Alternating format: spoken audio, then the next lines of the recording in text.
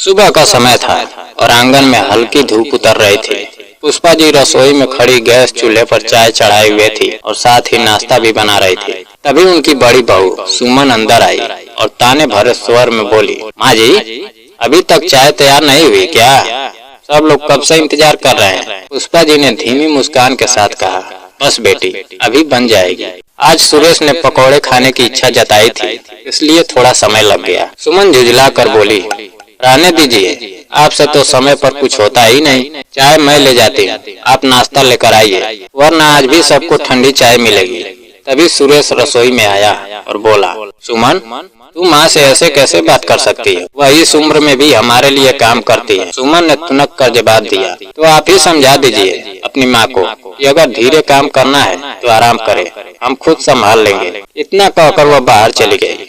सुरेश ने माँ से कहा, आपको काम करने की जरूरत नहीं है, आप आराम किया कीजिए। पर पुष्पा जी चुप रही और अपनी चाय लेकर कमरे में चली गई। गांव के सबसे बड़े घर में रहने वाली पुष्पा जी ने अपने पति राधेश्याम के निधन के बाद दोनों बेटों सुरेश और मोहन को पालने में अपनी पूरी जिंदगी लगा दी थी। उन्होंने कभी अपने लिए कुछ नहीं सोचा, बेटों की पढ़ाई, शादी और खुशियों में ही अपना सुख देखा।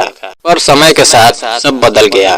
बेटों की शादी के बाद घर में नई बहुएं आई और धीरे धीरे पुष्पा जी की अहमियत कम होती गई। एक दिन सुमन और छोटी बहू रेखा उनके कमरे में आई और बोली, माँ जी, आप दिन भर बैठी रहती हैं, थोड़ा हाथ बटा लिया कीजिए, आखिर यह घर आपका भी है। रेखा ने भी कहा, अगर ऐसे ही बैठी रही तो बीमार पड़ जाएगी और आपकी सेवा हमसे नहीं होगी। यह सुनकर पुष्पा जी का दिल दुख से भर गया। फिर भी उन्होंने शांत स्वर में कहा, बेटा, मैं तो इसलिए नहीं करती थी कि कहीं तुम्हें बुरा न लगे। अब बताओ क्या करना है? सुमन ने कहा, आज से सुबह शाम की चाय नाश्ता आप ही बनाएंगी और छोटे मोटे काम भी संभालेगी। पुष्पा जी ने बिना विरोध सब स्वीकार कर लिया और तानों का सिलसिला खत्म नहीं हुआ। एक दोपहर सुमन की सहेली लता आई और कमरे में बैठकर बातें करने लगी। सुमन ने कहा, यहाँ तो मेरी किस्मत ही खराब है। सास दिन भर बैठी रहती है, न ठीक से खाना बनाती है न काम करती है। काश किसी रिश्तेदार के यहाँ चली जाए या वृद्धाश्रम में चली जाए ताकि हम चैन से रह सके। रेखा ने भी हामी भरी। यह सब बातें पुष्पा जी ने अपने कमरे में बैठकर सुन ली। उनकी आंखों से आंसू बह निकले।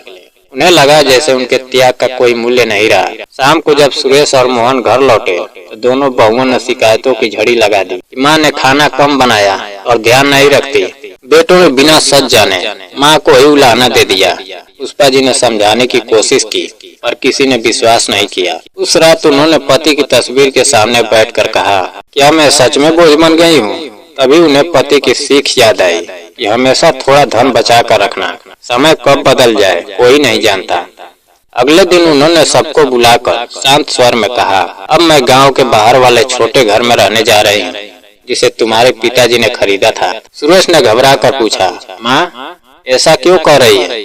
यहाँ कौन सी कमी है? उन्होंने दृढ़ आवाज में कहा, कमी सुविधाओं की नहीं, इज्जत की है। मैं अब अपनी जिंदगी अपने तरीके से जीना चाहती हूँ। बहुएं चुप रही और पुष्पा जी अपना सामान लेकर उस छोटे घर में चली गई। वहाँ पहुंचकर उन्होंने राहत की सांस ली। वह घर छोटा था पर आत्मसम्मान से भरा था। उन्होंने अपनी बचत निकाली और सोचा कि अब यह जीवन व्यर्थ आंसुओं में नहीं बिताना है। गांव के बच्चों की हालत देखकर उनके मन में विचार आया कि क्यों न उन्हें पढ़ाया जाए। उन्होंने अपने आंगन में चटाई बिछाकर बच्चों को पढ़ाना शुरू किया। शुरुआत में कुछ ही बच्चे आए पर उनके स्नेह और समझाने के ढंग से सबका मन जीत लिया। धीरे धीरे अधिक बच्चे आने लगे।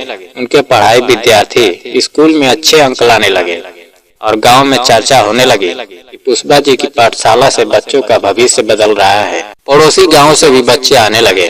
उन्होंने न केवल पढ़ाई बल्कि संस्कार और आत्मविश्वास भी सिखाया। उनकी मेहनत रंग लाई और एक दिन शहर के एक उद्योगपति ने उनकी ख्याति सुनकर आर्थिक सहायता की पेशकश की ताकि गाँव में एक बड़ा स्कूल बन सके। पुष्पा जी ने इस अवसर को समाज सेवा का माध्यम बनाया और पुष्पा विद्या मंदिर की नींव रखी। कुछ ही वर्षों में वह स्कूल क्षेत्र का प्रतिष्ठित संस्थान बन गया।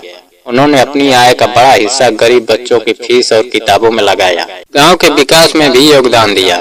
अब वही लोग जो कभी उन्हें बोझ समझते थे उनकी प्रशंसा करते नहीं थकते थे। उनकी सफलता की खबर सुरेश और मोहन तक भी पहुंची। दोनों बेटों को अपनी भूल का एहसास हुआ वे अपनी पत्नियों के साथ माँ के पास पहुँचे और आंखों में आंसू लेकर क्षमा मांगे। पुष्पा जी ने शांत भाव से कहा, मैं तुम्हें माफ करती हूँ, पर याद रखो, इज्जत मांगने से नहीं कमाने से मिलती है। उन्होंने बेटों को गले लगाया, पर अपने निर्णय पर अडिग रही। अब वो अपने काम और उद्देश्य में संतुष्ट थी।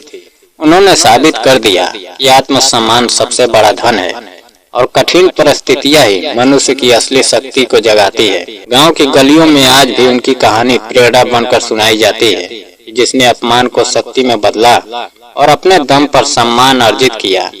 यही उनकी असली जीत थी और यही उनके जीवन का नया आरंभ था। दोस्तों, अगर कहानी पसंद आई हो तो वीडियो को लाइक और चैनल को सब्सक्राइब करना ना भूलें। जय हिंद।